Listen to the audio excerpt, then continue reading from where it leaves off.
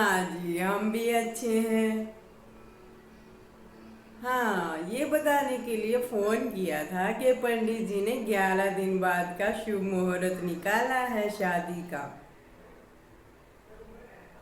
जी, हमने तो तैयारी शुरू कर दी है, आप भी अपनी शुरू कर दीजिए, ज्यादा टाइम नहीं है। हाँ जी, नमस्कार। जी। जी।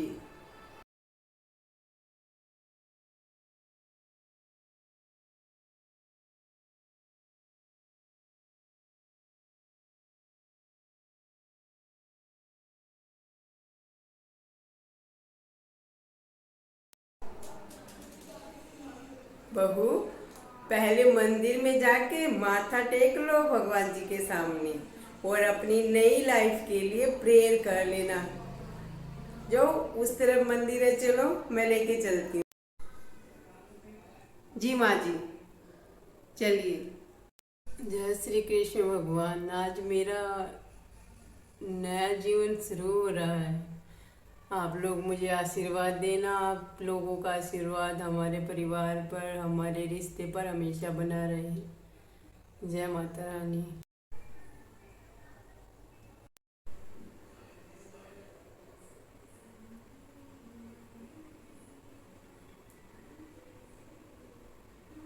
आ जाओ बहू, आ जाओ।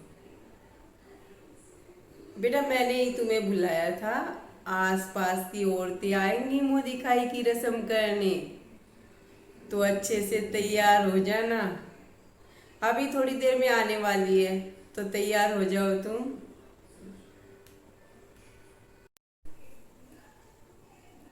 जी मम्मी जी। जी। वो तो वो सतरिया ही रहे। अरे सामान भी तो सारा ही लाई है। घर में क्या है कि भी तो कहीं ना छोटी। वो सतरी वो आई गए इनका।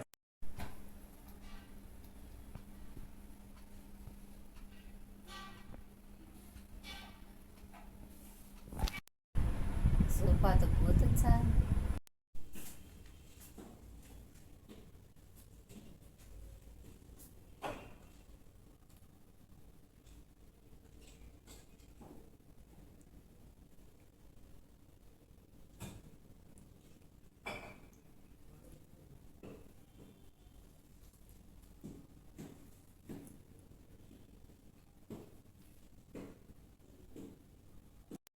नमस्ते।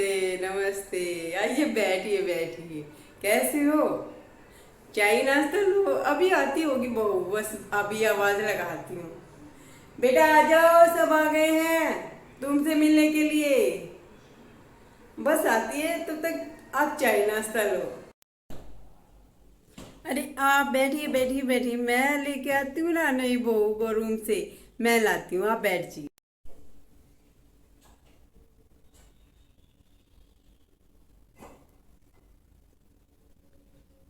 कहाँ है? दिखाई नहीं दे रही। बाथरूम में? ये भगवान, मैंने तो कभी नहीं सोचा था ऐसी बहू मिलेगी। ओ, ये राज भगवान, सबके ये क्या। सामने खुल जाए तो क्या होगा? ये तो राज की बात है, सबके सामने ही बेइज्जती होनी चाहिए इनकी तो। हाय भगवान।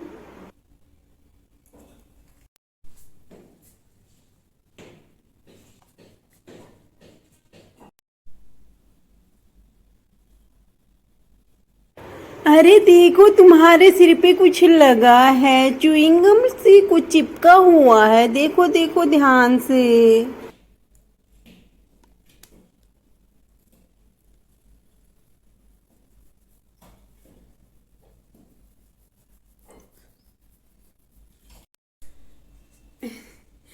तुम्हारे बालों में कुछ लग गया है।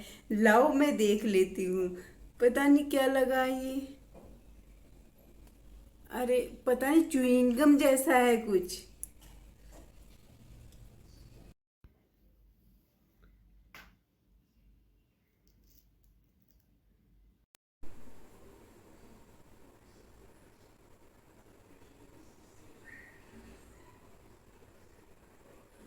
इतना बड़ा धोखा दिया तुम लोगों ने हमें। हम लोगों ने तुम लोगों को सारी बात अपनी बताई, लेकिन तुम लोगों ने हमारे साथ इतना बड़ा धोखा किया। बुलाओ अपने बाप को, उसने हमें इतनी बड़ी बात छुपाई। तभी तो मैं सोचूं कि तुम्हारे जैसी लड़की मेरी बेटी के साथ शादी करने के लिए कैसे तैयार हो गई। फोन करो जल्दी अपने बाप को, हमारे साथ धोखा हुआ है। अपनी नमस्ते आप अपने पास रखिए और फटाफट यहाँ पर आ जाइए। कहते हैं कि सच्चाई कभी छुपती नहीं। आप लोगों ने जो धोखा किया वो सबके सामने आ गया है। आपने अपनी गंजी लड़की को मेरे सीधे साधे बेटे के साथ बांध दिया। इतना बड़ा धोखा। नहीं, मुझे कुछ नहीं सुनना है। आप यहाँ पर आइए और आके अपनी बेटी को अपने साथ ले जाइए। हमें नहीं रखना ये धोखे वाली शादी को। आइए, आप आइए, मुझे कुछ नहीं सुनना है। नमस्कार बहन जी, मुझे आपसे बिल्कुल उम्मीद नहीं थी कि आप बिना सच्चाई को जाने इतना सब कुछ मेरी बेटी को कहेंगी। और मुझे पूरी उम्मीद है जब आपको सच्चाई पता चलेगी आप अपनी ही बातों पे शर्मिंदा होंगी। और रही बात मेरी बेटी के बालों की, तो ये लीजिए, ये मेरी बेटी के ओरिजिनल बाल हैं जो आज तक मैंने संगवा के रखे हुए अपने पास, संभाल के रखे हैं। क्योंकि मुझे अपनी बेटी के बाल, किस लड़की को अपने बाल प्यारे नहीं होते। लेकिन आप सच्चाई तो जान लीजिए, आपने पहले ही मेरी बेटी को इतना कुछ कह डाला। बेटा, मैं चाहता हूँ कि अपनी सारी बात तुम खुद अपने मुंह से बोलो, लेकिन उससे पहले अपने आप को ठीक करो। जाओ, थोड़ा फ्रेश होके अपने रूम में आओ, दोबारा आओ और अपनी बात आज सबके सामने कह दो, ताकि कल तुम्हें कुछ ना सुनना पड़े दोबारा।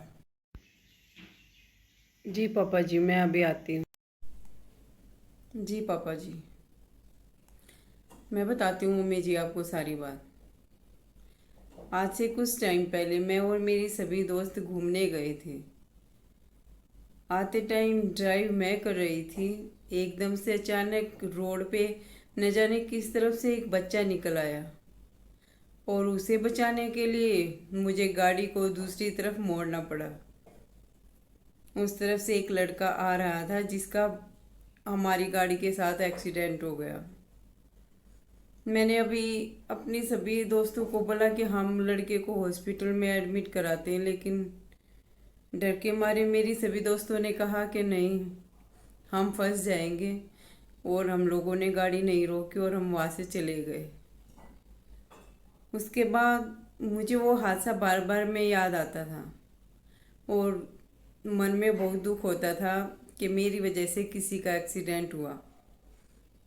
इसलिए हर संडे को मैं जहाँ पर एक्सीडेंट हुआ था वहाँ पर एक मंदिर था, तो मैं हर संडे वहाँ पे आने लगी पूजा करने के लिए कि इसी बहाने मुझे किसी भी तरह से उस लड़के का पता चल जाए कि जिसका मेरी गाड़ी से एक्सीडेंट हुआ था। लेकिन काफ़ी महीने निकल गए, मुझे नहीं पता चला कि उस दिन किसका एक्सीडेंट हुआ था और जिसका एक्सीडेंट हुआ था उसको कितनी चोट लगी है, कि वो जिंदा भी है कि नहीं है। लेकिन मैं हर संडे मंदिर में आती रहने लगी। पिछले ही महीने जब मैं मंदिर में आई हुई थी तो वहाँ पर आप पूजा कर रही थी और भगवान जी के सामने आपने अपने बेटे के लिए दुआएं मांगी और एक्सीडेंट की बात भगवान जी के सामने रिपीट की कि किस तरह से आपके बेटे का एक्सीडेंट हुआ और उसकी वजह से उसका एक हाथ बेजान हो गया। तब मुझे पता चला कि जिसका एक्सीडेंट हुआ था वो कोई और नहीं, आपका ही बेटा था। मम्मी जी, वहीं पर आप भगवान के सामने बोल रही थी कि उस हाथ की वजह से ही आपके बेटे की शादी नहीं हो रही थी, जिसका मुझे बहुत दुख हुआ। अब जो हाथ के साथ हो चुका था मैं उसको तो ठीक नहीं कर सकती थी, लेकिन इस वजह से, मेरी वजह से मेरे द्वारा किए हुए एक्सीडेंट की वजह से उनकी लाइफ खराब हो रही थी, इसलिए मैंने निश्चय किया कि मैं आपके लड़के से शादी करूँगी। फिर दूसरी समस्या थी, घर पे गई, पापा को बताया, पापा ने साफ मना कर दिया। पर इसमें पापा की भी कोई गलती नहीं है, क्योंकि हर बाप चाहता है कि उसकी लड़की का जीवन साथी ऐसा हो कि जिसमें कोई कमी ना हो। और उन्हें मनाने के लिए ही मुझे अपने बाल कटवाने पड़े, क्योंकि किसी भी गंजी लड़की से कोई भी लड़का शादी नहीं करेगा।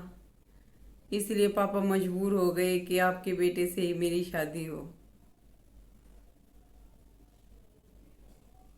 बस यही बात थी मम्मी जी कि मुझे अपने बाल कटवाने पड़े।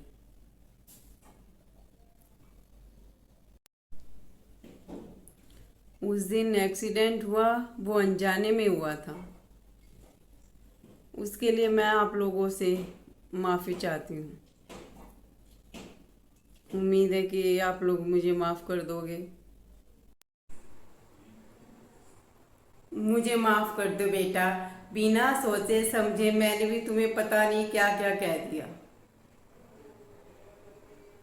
आज मैं सच में ही बहुत खुश हूँ कि तुम्हारी जैसी लड़की हमारी बहू बनी। आगे कभी भी हमारे बीच में ऐसी गलतफहमी पैदा नहीं होगी, और तुम्हें मैं कोशिश करूँगी कि बिल्कुल माँ जैसा प्यार दूँ। मुझे माफ़ कर दो बेटा। नहीं मम्मी जी, आपको माफ़ी मांगने की कोई ज़रूरत नहीं है, क्योंकि आप अपनी जगह बिल्कुल सही थी। मुझे भी माफ़ कर देना। तुम्हारी बेइज्जती करने के लिए ही मैंने वो हरकत की थी, लेकिन आगे से मैं किसी के साथ भी ऐसा बिहेव नहीं करूँगी। हम अच्छे दोस्त बनेंगे। क्या दोस्ती करोगे मुझसे? अच्छा बहन जी, अब मैं भी चलता हूँ, एक इम्पोर्टेंट मीटिंग छोड़ के आया था। अभी आपकी अमानत है, जैसा आप रखो वैसे रहेगी। ठीक है बेटा, खुश रहना अपने परिवार में। मैं चलता हूँ। एक्सीडेंट हुआ, उसमें तुम्हारा कोई दोष नहीं था, क्योंकि बच्चे को बचाने के लिए ही तुमने दूसरी तरफ गाड़ी को मोड़ा था। उसके बावजूद भी तुमने मेरे लिए इतनी बड़ी कुर्बानी दी।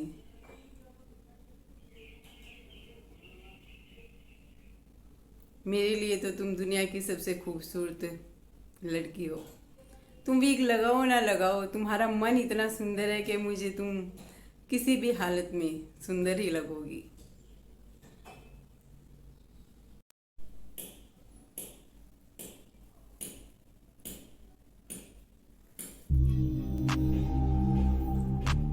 अगर आपको मेरे वीडियो अच्छे लगते हैं तो प्लीज़ मेरे चैनल को सब्सक्राइब करें और मेरी वीडियोस को लाइक करें और शेयर करें। जय सिया राम।